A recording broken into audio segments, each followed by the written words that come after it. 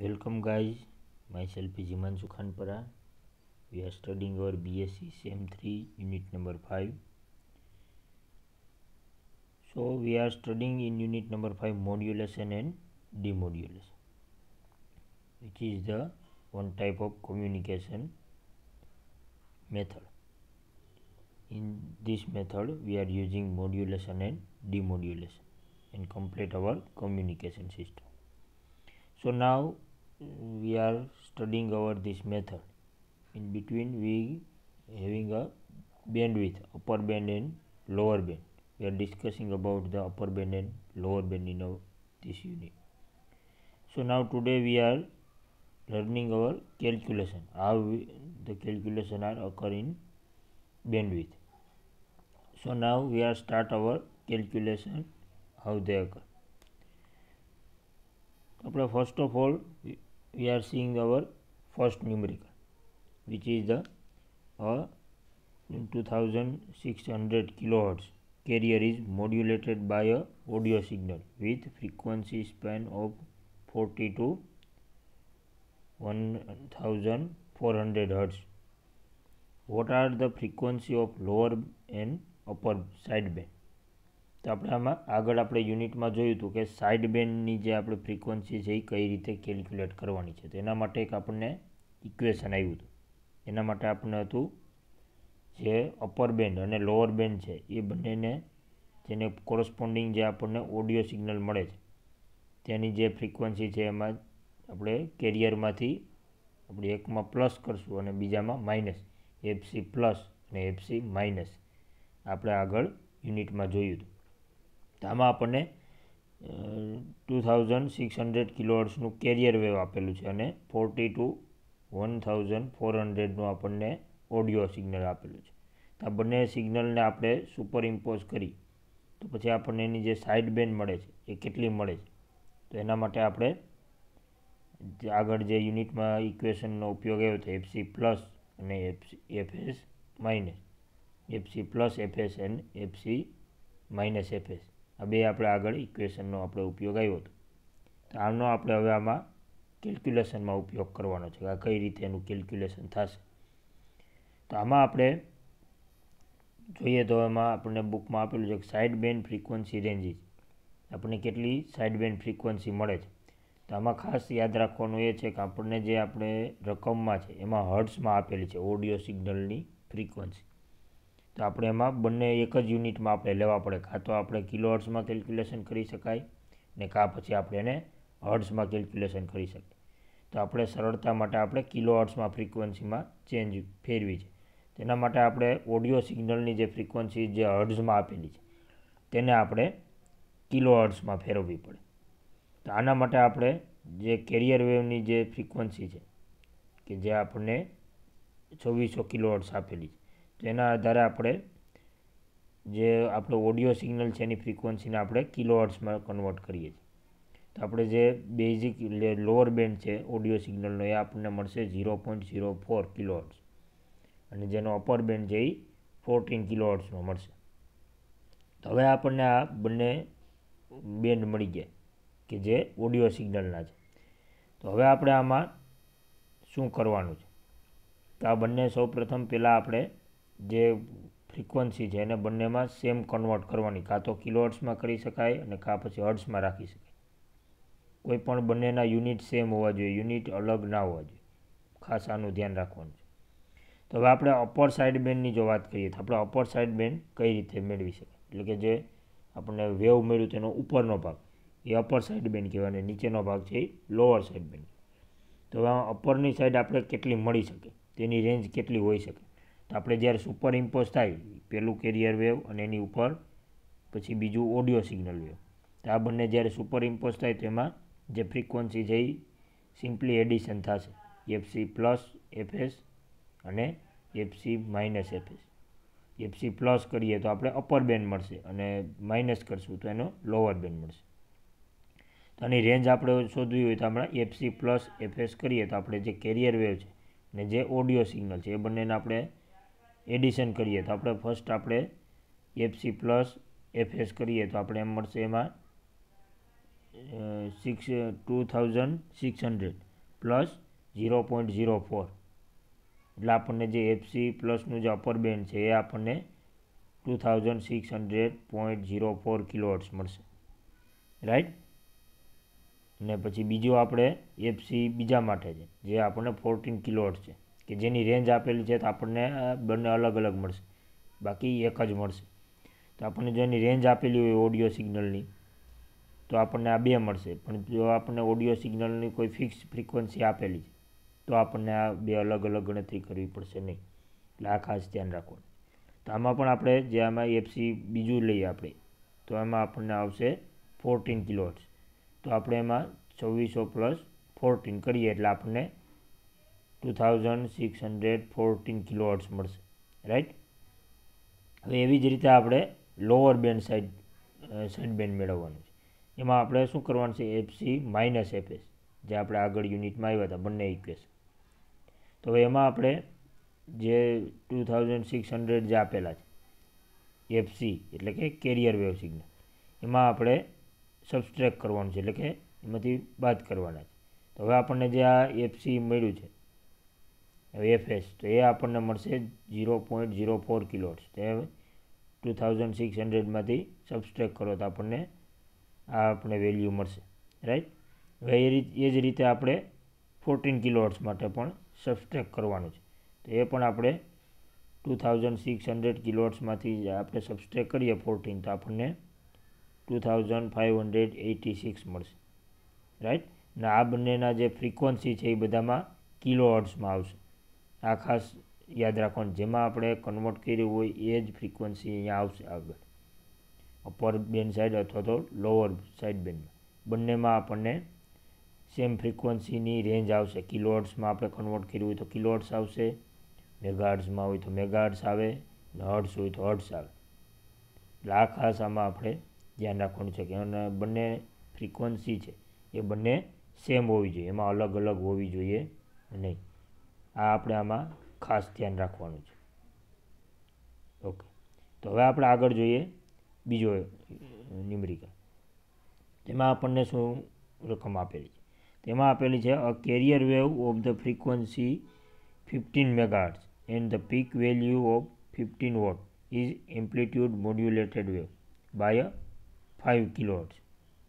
તો determine the side band frequency and bandwidth.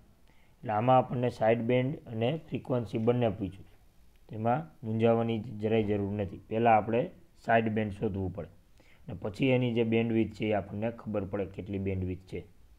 તો આગળ જોઈએ આપણે કઈ રીતે કેલ્ક્યુલેશન કરવાનું છે. પરંતુ આમાં આપણને જ્યારે વોલ્ટેજ આપેલા છે 15 વોલ્ટ, ત્યાં આપણે એમાં કોઈ આપણે એને સાઇડ બેન્ડને કોઈ મતલબ નથી. ગમે એટલા વોલ્ટ કે એનું એમ્પ્લિટ્યૂડથી આપણે કોઈ એને ડિફરન્સ નહીં આવે સાઇડ બેન્ડમાં, કારણ કે આપણે જે ઇક્વેશન હતું એ એફસી માઇનસ એફએસ અથવા તો એફસી પ્લસ એફએસ હતું, એમાં વોલ્ટેજની ક્યાંય વાત આવતી નથી. એટલે ખાલી આપણે ફ્રીક્વન્સી એક જ જોવાની છે, બીજું આપણે રકમમાં ગમે એ આપ્યું હોય બીજું કાંઈ જોવાનું આમાં આવશે નહીં. શેના માટે, તો કે સાઇડ બેન્ડ શોધવામાં અથવા તો બેન્ડવિડ્થ શોધવામાં. આમાં આપણે બીજું કાંઈ વોલ્ટેજ કે એમ્પ્લિટ્યૂડનું કાંઈ મહત્ત્વ છે નહીં, ને એનું આપણે આમાં કામ જ નથી. તો હવે આપણે આમાં પહેલાં તો બે જોઈ લેવાનું, રકમમાં બે જ વસ્તુ જોવાની છે. તો કેરિયર વેવની કેટલી ફ્રીક્વન્સી છે ને બીજું જે ઓડિયો સિગ્નલ જે એપ્લાય કર્યું છે એની કેટલી ફ્રીક્વન્સી છે. મેઇન રકમમાંથી આ બે જ વસ્તુ જોવાની છે. તો હવે આપણને આમાં એફસી તરીકે શું મળશે, જે કેરિયર વેવની ફ્રીક્વન્સી છે એ મળશે આપણને 15 મેગાહર્ટ્ઝમાં છે. જ્યારે આપણે જે એમ્પ્લિટ્યૂડમાં જે આપણે ઓડિયો સિગ્નલ આપણે એપ્લાય કરીએ છીએ મોડ્યુલેશનમાં, તો એ આપણને મળશે 5 કિલોહર્ટ્ઝનું. તો આપણને આ બંને યુનિટ પણ અલગ છે અને એમાં બંને જે સિગ્નલ છે એમાં આપણને બેની રેન્જ નથી આપેલી. આમાં પહેલાંમાં આગળના ન્યુમેરિકલમાં આપણને રેન્જ આપી, આમાં આપણને રેન્જ આપેલી નથી, એટલે આપણને સિંગલ જ મળશે. પણ એમાં સિંગલ મળશે વાત સાચી, પણ એમાં અપર બેન્ડ અને લોઅર બેન્ડ તો મળશે. આગળના જે આપણે ન્યુમેરિકલમાં આ જોયા હતા એમાં આપણને બે મળ્યા હતા. આ રીતના બે વેલ્યુ જે મળે છે એફસી અપર બેન્ડ માટે અને લોઅર બેન્ડ માટે બંને માટે બે બે મળી હતી, એ રીતે નહીં મળે. હવે આપણને એક જ આપેલું છે, આમાં આપણને એક જ રકમ આપણે મળશે અપર બેન્ડ અને લોઅર બેન્ડ. તો આ એક ખાસ ધ્યાન રાખવાનું. જો રેન્જ આપેલી હોય તો બંને શોધવાની અને સિંગલ આપેલી હોય તો એક જ શોધવાની. પછી હવે આપણને આ કેરિયર વેવ સિગ્નલમાં આપણને જે 15 મેગાહર્ટ્ઝ આપેલું છે અને 5 આપણે કિલોહર્ટ્ઝ આપેલું છે ઓડિયો સિગ્નલ. તો આ બંનેમાં આપણે યુનિટ કોઈ એક સિલેક્ટ કરવો પડે. તો આમાં સિલેક્શન માટે આપણે અનુકૂળતા માટે જો મેગાહર્ટ્ઝ સિલેક્ટ કરીએ તો બધા યુનિટ આપણે મેગાહર્ટ્ઝમાં આવશે, અને જો આપણે કિલોહર્ટ્ઝમાં કન્વર્ટ કરવું હોય તો બધા યુનિટ કિલોહર્ટ્ઝમાં આવશે. પણ આપણે મેગાહર્ટ્ઝમાં કન્વર્ટ કરશું તો આપણે સરળ રહેશે કેલ્ક્યુલેશન માટે. તેના માટે આપણે આમાં મેગાહર્ટ્ઝનો ઉપયોગ કરવાનો. તો હવે આપણે આમાં EFC તરીકે 15 મેગાહર્ટ્ઝ એટલે કે 15 મેગાહર્ટ્ઝની આપણે જે ફ્રીક્વન્સી છે જે આપણે કેરિયર વેવમાં આપેલી છે તેનો આપણે આમાં દર્શાવવાનું છે. અને પછી આપણે FS જે આપણને 5 કિલોહર્ટ્ઝ આપેલી, 5 કિલોહર્ટ્ઝને આપણે શેમાં કન્વર્ટ કરવાનું છે? મેગાહર્ટ્ઝમાં.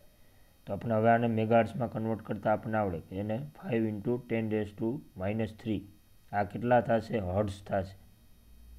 આટલા હર્ટ્ઝ થશે ફ્રીક્વન્સી છે. અને જો એને મેગાહર્ટ્ઝમાં આપણે લખવું હોય તો એના ઉપર -3 આવશે. પરંતુ જાને આપણે કિલોહર્ટ્ઝમાં હોય એને આપણે હર્ટ્ઝમાં લખવું હોય તો આપણે 3 આવશે. પણ આપણે આમાં કન્વર્ટ શેમાં કરવાનું છે?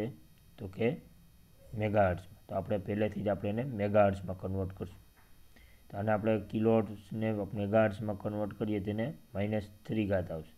તો આપણે હવે આગળ જોઈએ તો આના કેલ્ક્યુલેશન કરીએ તો 0.005 મેગાહર્ટ્ઝ આપણને મળશે. રાઈટ. તો હવે આપણને જે બંને ફ્રીક્વન્સી મળી ગઈ FC અને FS, તો આના ઉપરથી આપણે સાઇડ બેન્ડ શોધી શકાય. રાઈટ. તો હવે આપણે આમાં સાઇડ બેન્ડ માટે સિમ્પલ આપણે આગળ જોયું તો એ રીતે અપર બેન્ડ માટે એડિશન કરવાનું છે અને લોઅર બેન્ડ માટે સબસ્ટ્રેક્શન કરવાનું છે. આ ખાસ યાદ રાખવાનું છે. તો ફર્સ્ટ આપણે પહેલાં અપર બેન્ડની વાત કરશું. તો આમાં અપર બેન્ડમાં આપણને એડિશન કરવાનું છે. તો 15 મેગાહર્ટ્ઝ પ્લસ 0.005 મેગાહર્ટ્ઝ, તો આપણને મળશે 15.005 મેગાહર્ટ્ઝ. આ ફાઇનલ આપણને અપર બેન્ડ સાઇડ બેન્ડ મળશે કે જે આપણું આપણે જે મોડ્યુલેટેડ વેવ છે એમાં આપણને જોવા મળે. પછી આવશે એનું લોઅર બેન્ડ. પહેલાં આપણે અપર બેન્ડ શોધવાનું, પછી આપણે લોઅર બેન્ડ શોધવાનું. તો આ ખાસ આપણે યાદ રાખવાનું છે. તો હવે આ lower band lower side band આપણે શોધીએ તો એની ફ્રીક્વન્સી આપણે કેટલી મળશે? તો FC - FS 15 - 0.005 મેગાહર્ટ્ઝ. તો આપણે હવે આમાં જે સબસ્ટ્રેક્શન કરીએ તો આપણને વેલ્યુ મળશે 14.995. આ મેગાહર્ટ્ઝમાં યુનિટ આવશે. આ જેમાં તમે કન્વર્ટ આપણે કરીએ એ રીતે આપણે આમ લખવાનો. જો આપણે કિલોહર્ટ્ઝમાં કન્વર્ટ કર્યું તો આપણને આ યુનિટ કિલોહર્ટ્ઝમાં મળશે. પરંતુ જો આપણે મોટી ફ્રીક્વન્સી હોય તો આપણે એને મેગાહર્ટ્ઝમાં જ રાખશું, જેનાથી આપણે કેલ્ક્યુલેશનમાં સરળતા રહેશે. તો આ વાત થઈ આપણે સાઇડ બેન્ડની. હવે આમાં એક વિશેષ માહિતી આપેલી છે સાઇડ બેન્ડ અને બેન્ડવિડ્થ. તો બેન્ડવિડ્થ એટલે શું? તો કે બંને જે અપર સાઇડ બેન્ડ અને લોઅર સાઇડ બેન્ડને છે તે બંનેનો ડિફરન્સ આવશે. એને આપણે બેન્ડવિડ્થ કહીએ છીએ, જે આગળ આપણે યુનિટમાં શીખ્યા. તો હવે આપણે આ સાઇડ બેન્ડવિડ્થને આપણે શોધવી તો આપણે શેનો ઉપયોગ કરવો પડે? અપર સાઇડ બેન્ડ ફ્રીક્વન્સી અને લોઅર સાઇડ બેન્ડ ફ્રીક્વન્સી. આ બંનેનો આપણે ઉપયોગ કરી અને આપણે બેન્ડવિડ્થ શોધવાની છે. તો હવે આ બંને સાઇડ બેન્ડમાં આપણે જે ફાઇનલ જે આપણને મળે છે એ ફ્રીક્વન્સી આપણે મૂકવાની છે. પહેલાં આપણે અપર બેન્ડમાંથી લોઅર સાઇડ બેન્ડ સબસ્ટ્રેક્ટ કરવાનું છે. એમાં અપર બેન્ડની વેલ્યુ મૂકી દેવાની અને લોઅર બેન્ડની વેલ્યુ મૂકી દેવાની. તો આ બંને સાઇડ બેન્ડની વેલ્યુ મૂકી એટલે આપણે સબસ્ટ્રેક્શન કરશું તો 0.01 મેગાહર્ટ્ઝ આપણને મળશે. રાઈટ. તો આ વસ્તુ છે એ આપણે જે એની બેન્ડવિડ્થ છે એ આપણને આમાં મળશે. આ એક્ઝામ્પલ માટે આપણને એની બેન્ડવિડ્થ મળશે 0.01 મેગાહર્ટ્ઝમાં આવશે. એમાં પણ ખાસ યુનિટમાં ધ્યાન રાખવાનું છે. જ્યારે મેગાહર્ટ્ઝમાં લીધું હોય તો બધા યુનિટ મેગાહર્ટ્ઝમાં આવશે, અને જો કિલોહર્ટ્ઝમાં લીધા હશે તો બધા યુનિટ છે એ કિલોહર્ટ્ઝમાં આવશે. તો અહીંયા કિલોહર્ટ્ઝમાં લીધા હશે આપણે આગળ લોઅર સાઇડ બેન્ડ અને અપર સાઇડ બેન્ડમાં, તો અહીંયા પણ આપણે બેન્ડવિડ્થ પણ કિલોહર્ટ્ઝમાં આવશે. પછી એને આપણે કન્વર્ટ કરી શકાય છે. પણ જો આપણે કિલોહર્ટ્ઝમાં લીધી હશે તો આ પણ આપણને કિલોહર્ટ્ઝમાં મળશે. એટલે આ ખાસ ધ્યાન રાખવાનું છે. તો આપણને એપ્રોક્સિમેટલી જે બેન્ડવિડ્થ છે એ કેટલી મળે છે? તો કે જે આપણો ઓડિયો સિગ્નલ છે એનાથી 2 ટાઈમ્સ મળશે. 2 FS જેટલી આપણને એની બેન્ડવિડ્થ મળશે, રાઈટ. તો આ વાત થઈ કઈ રીતે આપણે ફ્રીક્વન્સી ઉપરથી આપણે લોઅર સાઇડ બેન્ડ શોધી શકાય અને અપર સાઇડ બેન્ડ શોધી શકાય, અને એના પરથી આપણે એને કઈ રીતે બેન્ડવિડ્થ ઇવેલ્યુએટ કરી શકાય. તો આ વાત હતી આપણે કેલ્ક્યુલેશન કઈ રીતે કરવાની છે. તો આ જ રીતે આપણે એક્ઝામમાં પણ આપણને આ દાખલા આવશે, તો ન્યુમેરિકલ આવશે. તો એના માટે આપણે ખાસ એક ધ્યાન રાખવાનું છે કે એમાં વોલ્ટેજ જો આપણને એમાં આપે તો એનાથી ગભરાવાની જરાય જરૂર નથી. આ વોલ્ટેજ આપણને એનું કોઈ કેલ્ક્યુલેશનમાં ઉપયોગ આવશે નહીં, આપણને ખાલી ફ્રીક્વન્સી જ આમાં જોવાની છે, રાઈટ. તો આ આપણે ખાસ ધ્યાન રાખવાની જરૂરિયાત છે. Thank you.